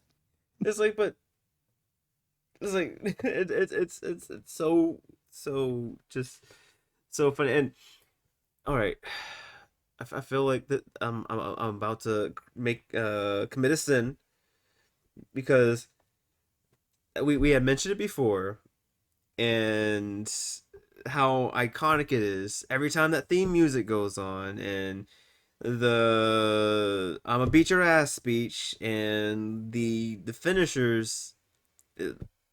It's very, very flashy, and it seems like it's very, very effective. However, we're never really given a reason on why Shining Finger or Erupting Finger is so effective against the Devil Gundam and the Devil Gundam cells. Because fighting spirit are apparently I mean, it's totally a BS science fiction-y explanation, but there's a throwaway line about how the energy emitted by Shining Finger like overloads the DG cells. And like that was it. It's literally a throwaway line. Like it's mentioned once. Oh my goodness. But I mean, but talking about that though, about why it's so effective, I can never think about that without thinking back to that first fight with the Neos Gundam with "You might have silver feet, but I've got these shining fingers." Yes, that was such a cool line. It But was. still. It was also part of the "I'm gonna beat your ass" speech. Right before he rolls lawyers him, he drops a cold line. Oh my goodness. It's just like I wish we had gotten a little bit more because we've seen these other people attacking like up until this point like I'm just thinking that the shining finger or the erupting finger it's some sort of heat based or fire based attack, but I'm seeing these other Gundams that's using fire and it doesn't do anything to the DG cells. And we've danced around it. It's no, I think I might have mentioned it, but we haven't really. But what were your thoughts on the whole point of the Devil Gundam and Kyoji and things like that? Well, Schwartz Brooder means, you know, black brother, so My black kind of, brother. on the it's kind of on the nose there. But um I I don't know, because I feel like it's always like, have you seen this man? Mhm. And then no explanation. So it's this big, really cool backstory that's just kind of shoved to the back. Like, and Mhm. I know that that's sort of what backstories are, but like it's the series motivation. Mhm. And and until they had like the Dark Army saga, it was it really wasn't mentioned too much. And then the second that they went to the Guyana Highlands and the Dark Army saga was over, like it's not mentioned again. Like, it took over cities, it took over towns. Oh All yeah. the Dark Army soldiers were citizens of that town. And then, it has that level of capability, and it's never brought up again halfway through the series from the second half of the series. So, like, Mhm. when the actual round robin target, tournament is like the capabilities of the Dark Gundam or the Devil Gundam or whichever one you want to call it, Mhm. like they're mentioned, but you never see it. No, that's true. And I would say like we do have Domon trying to get the Shuffle Alliance to figure out what to do because as I said before with the fight with Master Asia, it seems like he does his thing, like he defeats the Devil Gundam and Master Asia all in one fell swoop before he goes over there to the tournament. And while he's there at the tournament, he learns that the Devil Gundam is back to its shenanigans and he tries to get the Shuffle Alliance together. And like that's some of their contention where they're like, "Yo, we did our part. We have to do our part for the country now until it becomes a thing. Like I'm not going to do anything." So like you get a little bit of that tension there. And then we have to essentially have them fight everybody else again so that they can be friends again. So like there's that, but like you said, like it could have been done a little bit better where we do have like that sense of uh the Devil Gundam's reach is becoming further and further, where we do see the deadheads, for lack of a better term, pop Oh, up you mean again. the Gundam head things, the big snaky boys? No, no, Yeah. no, no, no, no. We've seen enough of the sneaky boys, but like I guess like the zombie soldiers, right? Oh yeah. Like seeing them come back up because we see Master Asia take Domon to where Hong Kong used to be in those ruins. So like if we would see like maybe some of the dead from those ruins try to come to the city like during the festivities, but I feel like that might have been a little bit too much because like while we are in Hong Kong, they try to make I forget what his name is, but the Prime Minister of Hong Kong Oh, Wong. Yeah, Wong. Trying to make Wong seem like he's in control of everything. Um, so like I feel like if they were trying, like if they did try to show a little bit of the zombies and stuff like that, like it would have been doing a little bit too much there. Right. But like, Mhm. the second that the tournament's over and they go back, and they go back to Neo Japan, like Oh yeah, like something it could have takes over happened. it Yeah. takes over the entire colony. I mean, at the end, that was Neo Japan. That, Mm-hmm. the Devil Gundam was the entire colony at that point. So, it had all this capability and I feel like it was sidelined, which I get why, because, Domon wrecked it in the Guiana Highlands. Mm-hmm. But that it's supposed to have all these big scary abilities and it gets sidelined for half the series, only to immediately pop up at full power again. Yeah. No, it's very, very weak sauce. Jay, do you have any thoughts on the Devil Gundam, or you just rather not speak about it? No, I was just leaving it for the ugly part of the series Oh, or the okay. miscellaneous part of the series because I guess it's very typical in a shonen arc that you save the ultimate villain for the last bit Mm-hmm. of the tournament, obviously.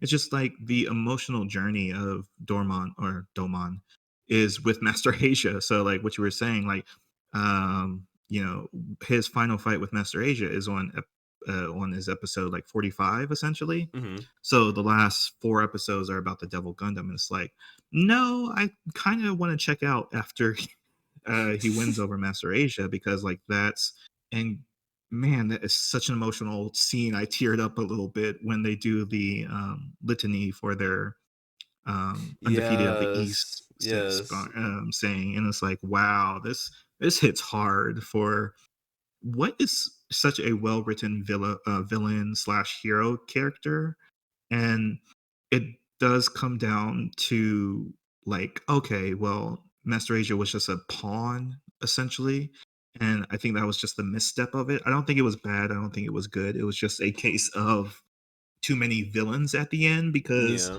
oh, Master Asia isn't the final villain. Wong is. Oh wait, Master Wong isn't the final villain. The Devil Major in Gundam is. Space is. Yeah. Yeah, Major And Alube is the bad guy. yeah, Alube, and then like Lupe, yeah. the doctor helped him out, and it's like, oh no, Alube, Major General Commander, was not the final villain. The Devil Gundam was, so it kind of did like the Naruto ending of like Yeah. stacking villains at the end, and it's like pushing this idea of like, yeah, there's has to be this final escalation.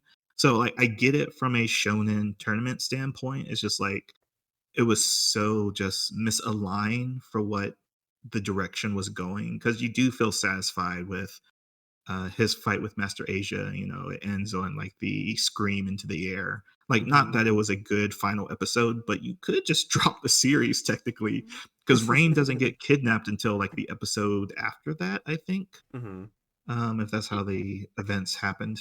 Uh, Uh, what? No, no, no, But oh, just to she. say Sorry. that Yeah. like putting her in the final danger is like the bad part of the series. It's like, Yeah. oh yeah, but everything else, there is so much sophistication to the series. It's like I did say earlier that you could just put it on the background and just watch Mm-hmm. it for the pretty colors or spectacle, but it is so like mature with what you have to keep track of like the zombie virus, like the DG cells, like just the underlying currents of like, oh yeah, we have zombies taking over the planet kind of. And then in the end it's like, oh yeah, it takes over a whole colony and is about to crash into earth, and then there's this final stand of all the world's Gundams coming together to fight it. So it's like really wonderfully done in the same way as Endgame is wonderfully done, but it also does not work in the same way that Endgame Yeah. doesn't work. So like the Master Asia fight is when Infinity War ends essentially, and then everything else is Endgame essentially. So It, not as powerful, but it still resonates. But it's still like, okay. one thing that always resonated with me was like, Master Asia is dying of an illness and like he's been defeated and Domon's sitting there with him as he dies and like he's he's so, Master Asia is it's so important to him to show Domon that he was not infected with the DG cells. Like that to But me, that's such a beautiful thing. It was like, look, I was never infected with them. I never was. But but that, I'm sorry, you were saying? and that kind of I think I really liked that because it shows. I know that it shows that everything Master Asia did was Master Asia, but at the same time, He was still true to himself. He it didn't was, change. yeah. I, I'm sorry, go on. And there's a whole, okay, so this is where I'm going to show how much of a nerd I am with this Mhm. because like there's manga prequels and there's manga sequels to G Gundam, and one of the Ooh. prequels is Master Asia's story. And he was a Neo Japan fighter at the first tournament he was in, and Mhm. he moved later. But he his whole his whole arc is because he was what, 6-time champion or something like that. But Mhm. he had seen the whole reason he went the way he did is he saw what was happening to Earth, because it was like, okay, we're not going to have war anymore. We're going to have this great tournament, and then they never rebuild anything. Mhm. So I get his motivation, and he is he's a very well written villain because he used to be a hero. Oh yeah, very very much like what Jay was saying. Like he would be like the Thanos equivalent there. I would Exactly. I would say, like, if you can probably clear this up for me. I was a little mad at that statement where he was saying, like, look, there's no DG cell on me, because I could have sworn that that first big fight that he had with Domon and the Devil Gundam, he was infected with the DG cell. And there was near the end where Domon does his final attack to Master Asia and to the Devil Gundam, and we see Master Asia's hair turn colors, right? Showing that there was a big change, that like whatever had happened up to that fight, like his health, his physical condition was then altered or reverted at that time. So I guess I have to go back and rewatch that episode, because I was under the impression that he was under the DG cells at that time, and that it was maybe retconned later on that he never had the DG cells. No, I agree with that wholeheartedly because Hmm. there's a scene where his arm just straight up like it's Master Gundam. Yeah. There's a scene where his arm straight up regenerates. Like, so I very much agree with the I think it I think they tried to explain it away with, oh, Master Gundam has DG cell technology, but Master Asia doesn't. I think they Hmm. kind of tried to do that. Yeah. But I 100% there it 100% did regenerate a hand. Okay. I'm not crazy then. Okay. No, you're not. Okay. I have my moments. I just needed to make sure. Um, is Team there Matchbox 20. Jay, were you about to mention something? No. But if you're looking at like just more miscellaneous things of the series, I think there was like Mhm. a lot of growth. And well, I guess a miscellaneous point to be made here is like I would love to see another Gundam fight. And we do get a lot of Mhm. history through like the Gundam fights. Like it's only been Oh 50 yeah. years since it's been going on. So like if Sunrise ever does revisit like another Gundam fight series or a G Gundam series, like there's a lot that can be done with it.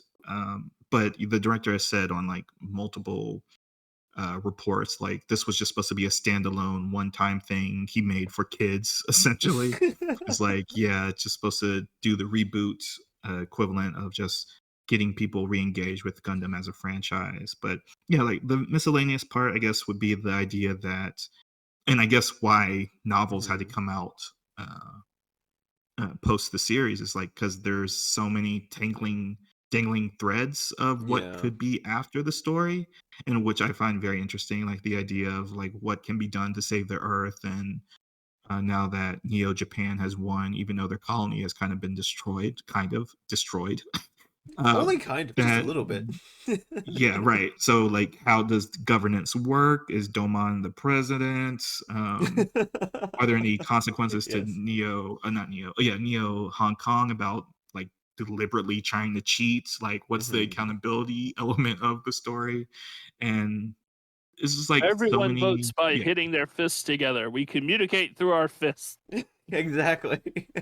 yeah. Because like again, if like why Gundam is so interesting as a series is because it always hits on the same motifs and themes. It's just like different iterations on like the culture around that to deal with Mhm. that. And then G Gundam is more about the individual fights. So as long as you have a new cast of characters with their own personal motivations and backgrounds, then you can do it again. So I think the miscellaneous part is that like, oh, there's more to be talked about with G Gundam. Oh, no, no, for sure. I think like they could probably do something akin to what they did with the Build Try series, where it's like a few years later, and like you said, we could follow new characters. We could possibly have say like somebody who's related to some of like the OG cast or something else like that, or we don't necessarily have to start out with uh somebody on Earth. We could probably start out with somebody in one of the other colonies or anything else like that. There's definitely like a lot that you can do with this series. um, I would say like I would say one thing, like just talking about like some miscellaneous stuff, was how I find it to be like a funny flex how everybody who gets into a suit, we talked about the haptic feedback suit, right? There's only been two characters in this series that don't need a haptic feedback suit, and they can control their Gundams with perfect precision. One of them being Master Asia, and the other one being the I forget his name, but it was the Prime Minister of Neo Japan, the one with the mask on his face. Like they were, That's Major Lube. I'm sorry, Major Lube, yeah. Yeah. And it's just it was just funny because we get to see everybody else's quote unquote transformation, right? Everybody getting a suit. For instance, Rain getting into the mobile suit. Like hers was probably like the most surprising as a kid because you're like, oh, she's not a fighter. Like what's she doing? It's like what, she gets her own suit? She's not even a fighter. What? You know, that sort of thing. And Master Asia, he's just chilling in his thing with no suit, and he's able to control however it needs to be done. And his horse, he doesn't need a suit, but his horse needs a haptic feedback suit to I was control. wondering when Yes. someone was going to bring up the horse. I knew it was Oh. going to be a plot point. But Oh man. Yes. Alube is the fighter from Japan right before Domon. Like Domon takes his Oh, job. okay. Yeah. Like that's kind of why he's salty at Domon, is because essentially Mm-hmm. Domon took his job. But and the Gundam in the opening credits where it says and they fight and they fight and they fight until only one remains. The one that's standing up on the pile is alluded to be Alube's Gundam. Oh, that's interesting. Because Alube, he lost to Master Asia, didn't he? Like He one of did. his times? Yeah. I mean, yeah, Master Asia beat him. He lost to Master Asia. Okay, that was the one right before Delmon I took his mean, spot? Or no? Yeah, I mean, Okay. Master Asia is like 6-time champion at this point, though. Mm-hmm. So yeah, he gets beat by Master Asia. Okay. So School of the and East. Oh yeah, Wind of the King. Oh my god. And just going back to the horse. So R.I.P. What's the name of the horse? I forgot his name. Funsaki. Say it again. Funsaki. Funsaki. R.I.P. Funsaki. Because Domon totally ditched him like how you would ditch Yoshi as Mario in space. Like one of the tentacles came to get him, and he just Mario jumped over him and went to go handle business, and Fusaki was never heard from again. Even though he He's at was the end so though. was he at the end? Yeah, at the end they're riding Funsaki and he goes all Pegasus wing. Oh, my apologies. Right. My apologies. And that's what, yeah, But I yeah. count that under the bad, so I didn't want to Yeah. talk about the horse, but it's like, okay, so Rain is the damsel in distress. The Yes. white knight shows up on his white horse. I'm like, okay, a little bit too heavy-handed in that direction, All but your yeah. character development, all your strong writing, out the window. But iconic scenes, right? You have to do it for you have to do it for the views. You have to. Oh my goodness. But Jay, were there any other bad or miscellaneous points that we may have missed? I felt like I had jumped over some of your points, like you said, like I sort of mixed them around a little bit for you. Miscellaneous. I think there is an element to that, just talking about the animation, it's very 90s. I don't know if Mm-hmm. it's outdated, but it's like very specific to, this decade, with the color palette, the background, how some of the framing works. But yeah, I think that's like one of the hard sells when a lot of old series, even though like Yeah. 4 years later, Sunrise did Outlaw Star, and then 5 years later they did Cowboy Bebop. But Mm-hmm. this very much feels like late 80s, early 90s animation style. So I think that's just like one of those things to consider when you're talking about recommending this to someone.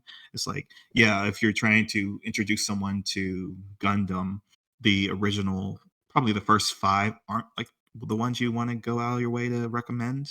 It's just like, oh, if you want to recommend G Gundam, then you like tell them, oh, it's battle shonen anime. And it's like, okay, do you like Dragon Ball Z? And even like, do you even really Mm-hmm. talk about super mode or hyper mode, however that goes? It's like going Super Saiyan essentially, and then how all the other shuffle card. Actually, that is something that's way more miscellaneous. Like, what did Yes. the shuffle What do they in do? Cynthia's? Yeah, what did the shuffle emblems actually do? We don't know. And that was another thing. Like, Master Asia still had his emblem, even though Domon was supposed to have inherited from him. And we've seen in show that when the previous shuffle card members passed on their emblem, they had to die. Like, they couldn't be around anymore. So it's just like, ooh, Well, they okay. Help us understand they this, Ellis. okay. So the reason that they died was to purge the DG cells. Like they could Mm-hmm. have passed on their titles and their abilities, but they died to purge the DG cells. Okay.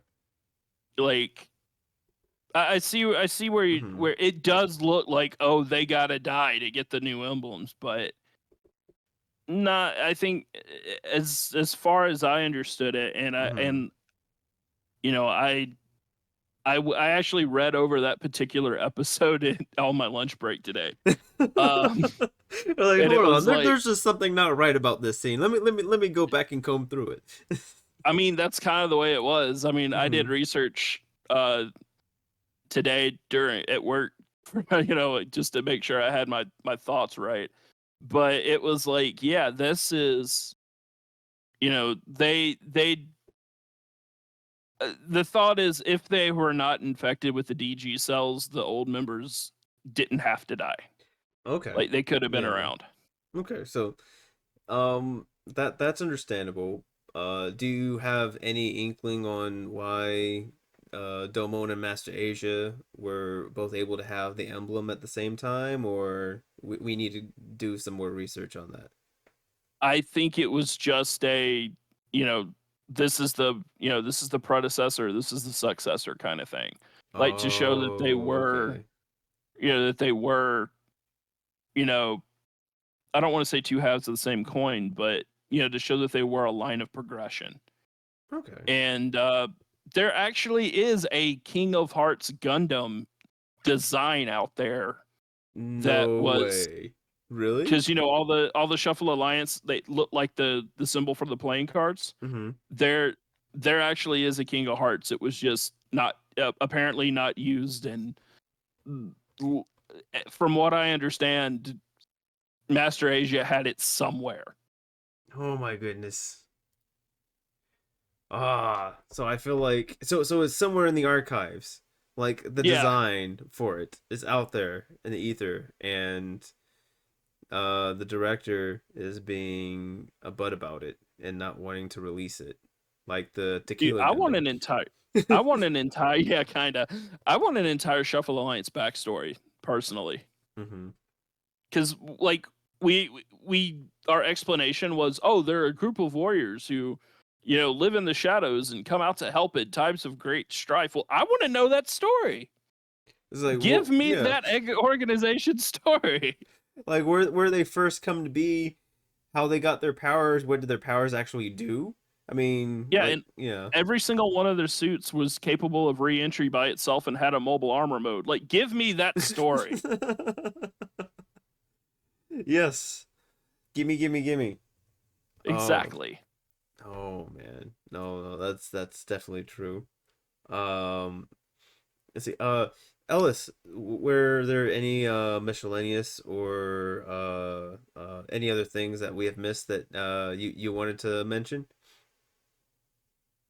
Um, well, Mm-hmm. one thing that we talked about every character kind of doing their own thing and being their own background, but I would have loved more into the backstories of like some of the other fighters. We got we understood how Mikolo became the Gundam fighter because he was the mob boss. We Mm-hmm. understood how we understand why Argo was selected. Mm-hmm. We understand like the ones who are there, but like some of the one-off guys, like excuse me, but like tell me about the Neo Cuba guy who had the spider legs that sprouted. Ooh, Tell me yeah. about the Ashura Gundam from Neo India.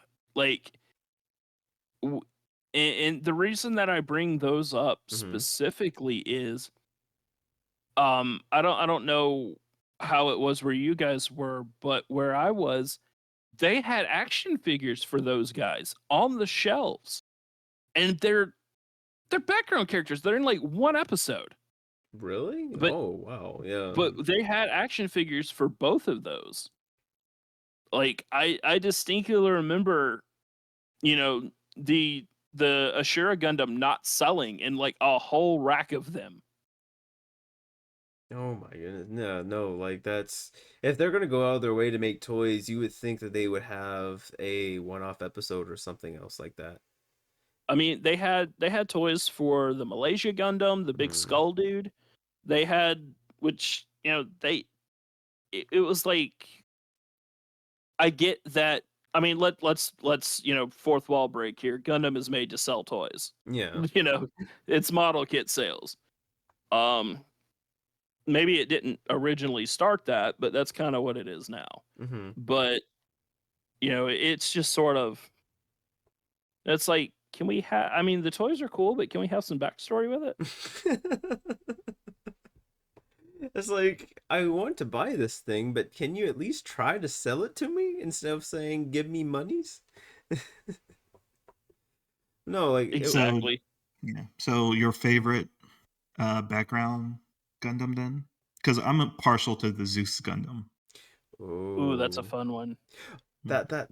Brings one question, right? So we've seen. Do you think that the Zeus Gundam has a horse in the horse chariot portion, or no? God, I hope not, because it felt how a decapitation was. The haptics. I wonder what the haptic on decapitation feels like. Jeez. Oof. But Um. yeah, so Jay's is the Zeus Gundam. Yeah, What's yours, Ellis?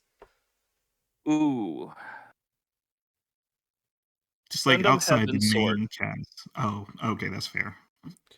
Say Like that again, Ellis. Gundam Heaven Sword. W- Like Remind me which one that one was. Michelo's like Oh, okay. the bird one that blue that like he turns into. Oh, yeah. Okay. I to this day I love that design. I just do. Okay. That's definitely my favorite design from the series. Oh, wow. No, so that's good. And Jay, you had mentioned outside of the main cast. Mm, Oh, outside the oh, main good. cast is yeah. So like Zeus is mine outside the main cast, but Mm-hmm. Alan's B is like the whole sailor design to it. I very Yeah. much like, and then like her hair tendrils kind of thing. But it's also like it kind of keys into like the whole magical girl kind of transformation when they get into their Yeah. spandex suits as well. It's kind of like an escalation to that. So I just like how slim it is to like reflect like the body type of the pilot as well. Mm-hmm. And then it's just on par because it showcases that it's about the skill of the pilot versus the mechanical strength or the superiority to the Gundam itself. Well, No. wasn't that Yeah. that episode when the kid got in it and like he could not stand up because of the haptic suit? Oh, yeah. Right. Cause Yeah, yeah. yeah. Yeah. No, I would. So Sorry, go on. I was just gonna say, so I mean, just putting the suit on puts such a strain on the Mhm. body. Because it has to be like super skin tight, and we've seen. I want to say, I don't think we've seen it Sai Chi, but like in a lot of the characters, especially with Domon, with Rain, a lot of them when they're putting the haptic on, like you can see like they are straining to keep upright to essentially permeate themselves through the suit. So it was definitely Yeah, good seeing a non-fighter having to try to don that on. and like you kind of briefly touched on it, but like Saisai's animation when he goes in there, Hmm. like it surrounds it. The last thing that happens is his head gets undone because it's like a bubblegum bubble. Hmm. So it's like he had to hold his breath while getting in that thing. Yes, I don't know why. I guess because like I guess because of like his character. Like it's like he's okay. It's not it's like he makes it seem easy, right? Just because of Right. how his character is. Like he's your happy-go-lucky child prodigy. Hmm.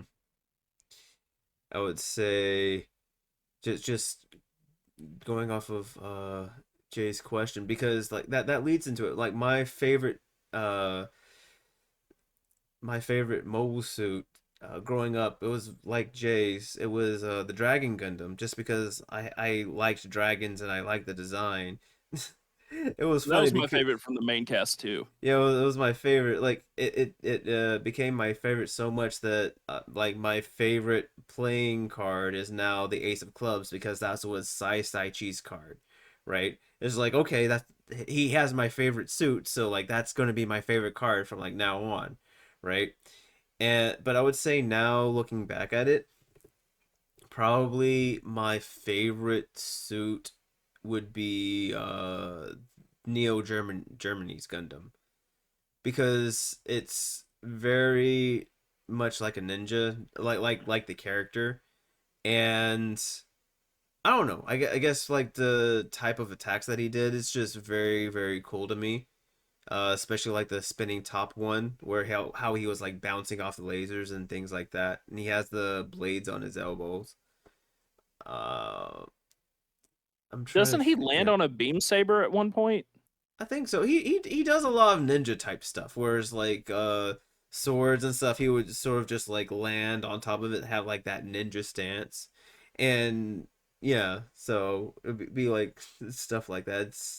I would say, what are your thoughts on So like with the haptic feedback, you would I guess this still counts as miscellaneous, where if your Gundam is being affected by a beam or a weapon, you have like this lightning or this sort of beam like thing that is tangible to you.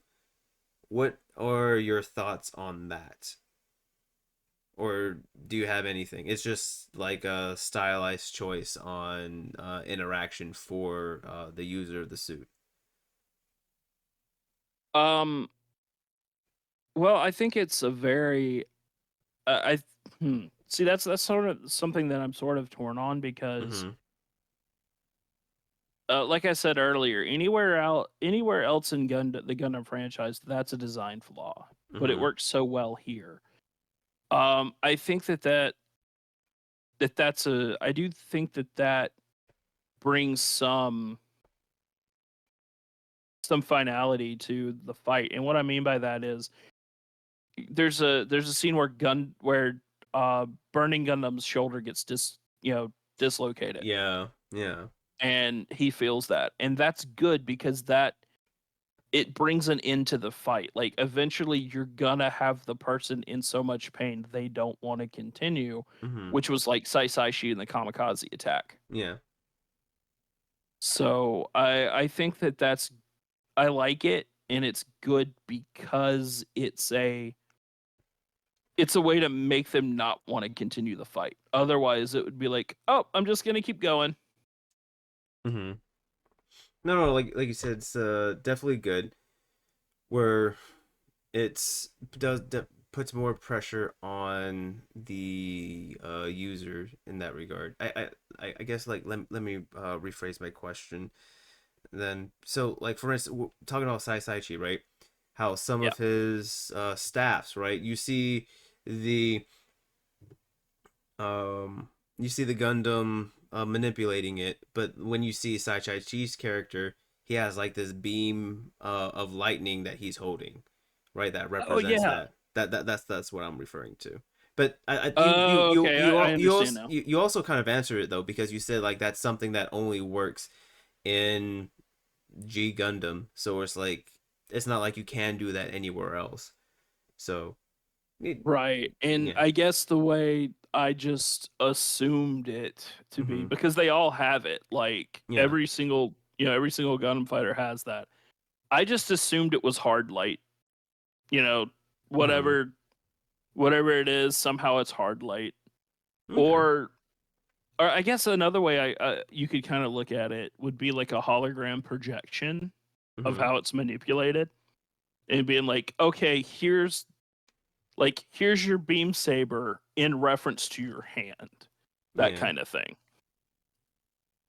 No. Oh, okay. So I'm just Sort of thinking. like a motion tracking thing. Yeah, I'm sorry. The reason why I was laughing is because I was thinking about like the Beat Saber, right? That we would see in VR games, stuff like that. Hmm. So no. That makes sense. That makes sense. All right. So that's pretty good. Do we have any other miscellaneous topics that we want to touch on before we wrap things up a little bit, gents? I'm good. I can't think of anything. Yeah, the music is good. I Oh think yeah. that's Oh, I think I think yes. that's just like a standout to the series. I should have mentioned it in the good part, but I was Mm-hmm. like, you know what? The music is it hits. Like just the musical score of characters and their fights is like Yes. again talking at the moment when Domon defeats Master Asia, like swells and it's like, oh, you definitely feel all the emotionality that he's supposed to be feeling in the moment. So the music But hits. I feel like that is a standard of goal of Gundam in general. Like the Mm. soundtrack's gonna slap. It's gonna hit. Mm-hmm. And I guess in I almost assume it at this point. Like it's like the Gundam soundtrack's gonna be awesome. So I don't really think about it too much because I just assume it's gonna slap like every other has. Oh Mm. no. It definitely is going to stop, but I would say that it's probably a bit more iconic, so to speak, because you can hear the score for Domon's Shining Finger, and you immediately go to G Gundam, right? Yeah. Whereas if I feel like if I hear a song from Gundam 00, it would sound good, but I won't be able to place it, right? Yeah, I get that. If that Like makes sense. in like I have Gundam Maxi Boost on for the PS4, and Hmm. it has its soundtrack is like in the fights that you're in are basically Gundam soundtrack just hit random on all the series. And I to this day will try to scream the lyrics to Flying in the Sky while I'm beating somebody Yeah. in a fight. Oh my goodness, dude! I was so heartbroken when they changed it. I'm like, why? Like it was to like I don't know how to explain it, because at least like Flying in the Sky, like it was upbeat. It had like that sort of like adventurous feel, like we're going on a journey, that sort of thing. Whereas with, I don't know the name of the second song, but when they're in Hong Kong, the the intro there, it just didn't hit the same. I'm just like, can we just go back? It's like instrumental fanfares that Mm-hmm. would have been okay had you not just had Flying in the Sky. Yes, it's just like you set a standard, right? And Right. we're expecting you to meet said standard. But that's always good. That's a very very good point, Jay. And now, as we would make our, before we make our comments, I feel like we need to come back from outer space, right? Back to the Earth, on the Earth sphere that we are. And let's give our final comments on it, on whether or not this is something that we would recommend, or anything else that we would like to say on this anime series before we wrap it up for good. Jay, would you like to start us off? So Yeah. this was an experience. It was a really good experience, and I was very surprised at how much I just wanted to keep watching more and more of it. I watched it over the course of about 2 weeks, Hmm. and I was like, "Oh, okay." I went into it not remembering anything, and I was pleasantly surprised about what I found. Domon's a great MC. The complication, like even though I complained about it a little bit, is like I feel like it keeps you involved in the story. The different arcs, like going Hmm. from like a training arc to these one-on-one fights to team battles to like this grand space adventure, kind of like moves you through it. There's a lot of positives, a few negatives, but overall, I would say it's a good recommendation. I don't think it's Hmm. like a good starting point if you're ever going to recommend a Gundam series to someone. I still say what I said during the Gundam Age episode that we did. Like Gundam Age feels a little bit more of a easier access point to Gundam. It's Hmm. like maybe get a few other Gundams under your belt before you tackle this one, especially if you're talking to people of our age group. It's like, oh, if you miss Gundam Age, or you miss Gundam, G Gundam, then yeah, probably get some more Gundam under your belt before you go back to G Gundam. There's a lot of similarities between this and Zoid's New Century, which was very interesting when I started watching it. I was like, oh yeah, I remember Zoid's New Century, because the whole Yes. idea of that was like post-war, and Hmm. these death machines are being utilized in a sports environment, and there's just a lot of homage to other shonen titles. I found it very similar to Gintama in the way that it does like a parody version, and I think Okay. that's the genius of the series. It's like Yeah. it takes all these goofy elements that wouldn't, like if they were trying to be like very fourth wall breaking or very meta about it, it wouldn't work. But there's a lot of sincerity in it, tackling this very serious subject matters or these dark subject matters in a very lighthearted shonen type of way. So again, I can talk praise about the series, about how much I enjoyed it and how much of the ending I was like, meh.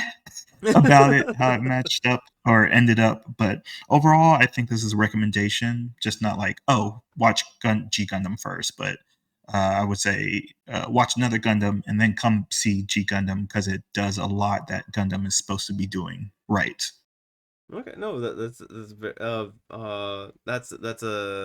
good assessment. Like you said, like it does a lot of good things. May not necessarily be the first, but definitely is worth a watch if you do become if you do find yourself having a taste. I would say when you had mentioned Zoids, like I was comparing it to Zoids and Metabots, and I was halfway hoping that the announcer in the beginning that he was going to become a referee at some point in the series because Zoids and Metabots had a referee for every match, and I'm just like waiting for this man to show up in the show instead of just talking to us about the show. And I was a little disheartened about that. But enough of that aside. Ellis, final thoughts, comments, concerns. Well, you know, the way I kind of the way I feel about G Gundam, I don't want to say it's complicated because it's really not, but it's multifaceted because at the time that it came out, it would have been the best Gundam hopping on point that it could have been if you didn't catch the original series. Mm-hmm. I really think that. That being said, it's been far outclassed in Gundam jumping on spots. Um, we have later titles like Seed's a good one. And I mean, yes, Seed is a low bar in terms of quality for series, but it's a good, hopping on point because with it kind of explains everything, and it's also, once you get done with the Seed series, things are just going up. They're just getting better. Um, and for a long time after, G Gundam was cool when it came out. I loved it. And then there was a time period where people didn't like it because they went, "Oh, it's sort of insert offensive type, it's offensive in these ways, insert term showing offense here. It's this, it's that, it's all that." And then it's almost come full circle because now I see more people looking at it more in a more fond light. But I fully think it's worth a watch. It's definitely a, like we in the terminology we used last time, it's a resurrect for sure. Okay. It's very, you can get all the themes of the gun. It's like Jay said earlier. It gives you all the themes that Gundam is supposed to. That being said, it's lighthearted. It's not as crazy stakes. It's like, oh, you had a character you liked and they lost. Well, in the other Gundam series, that character's dead. That character's gone. In this Gundam series, that character's looking sad at the bar. I mean, they're still there's here. literally They a may be scene. at the bar, but they're still here. I mean, that's literally a scene of people who lost sitting at the bar. But I think, it's definitely a worth a watch. It's definitely worth a watch. I think it's not the best starting point, but it's like Jay said, get a couple Gundam series under your belt and come see this. Okay, no, and it's very interesting because we're all in agreement right now. Like it's definitely. I honestly I was on the fence about resurrecting it coming into this because I'm watching it and a lot of the problems that I had with it being retconned, with it being a super robot, more super robot than I had remembered it. I'm thinking, okay, yeah, this show is mainly just something that should just be nostalgia. And I'm not gonna lie, I was a little mad that with some of the scenes where characters were supposed to die, they had plot armor out the wazoo. There were instances where their mobile suits had gotten blown up and they are just chilling like nothing happened. But after hearing and learning how essentially this was supposed to be a reboot and supposed to be more hopeful because of how dark and depressing its predecessors were, I can see why they opted to make sure everybody lived, especially the horse, right? You know, no man or horse left behind. And having a story like that can be inspiring, especially with the dark themes that this show or any other Gundam show does attempt to tackle. And with and it does it in a very showy and flashy way with the martial arts, like what you and Jay had said. Like, it capitalized on what was popular at the time, which was beat 'em up shonens, and it took some of the good elements of that with some of typical Gundam storytelling. There were some things that could have been better, and because it is a product of its time back in that day, where what Jay had mentioned, like things that were okay. When you look at something, it's like, okay, that's supposed to be Mexican. I know that. Whereas nowadays, you look at that, it's like, oh, that's racist. That shouldn't be here. You know, that sort of thing. But it does it enough, and there were some times where it could have not been as heavy-handed on it. But if you again, it was a product of its time, but it was still decent. It was just disrespectful to everybody enough to make it okay, as what Jay had said. And yeah, nothing else I'm going to say right now is going to really add more to it than what both of you had said. It's should be definitely worth a watch if you feel like you've had begun to have an appetite for the Gundam franchise, and it shouldn't necessarily be your first, but it should be something to partake in, at least if anything, to enjoy what Gundam could be and the possibilities of that. So it's very interesting that we all ended up here, because I thought that our verdicts were going to be very different from how our talks were previously. But I do thank you both.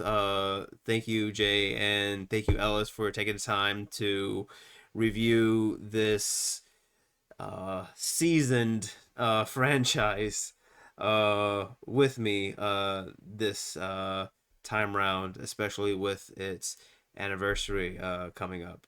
Thanks again for coming on and talking about this with me. Yeah, of course. It was fun. Yeah, it was. Thank you guys for having me back.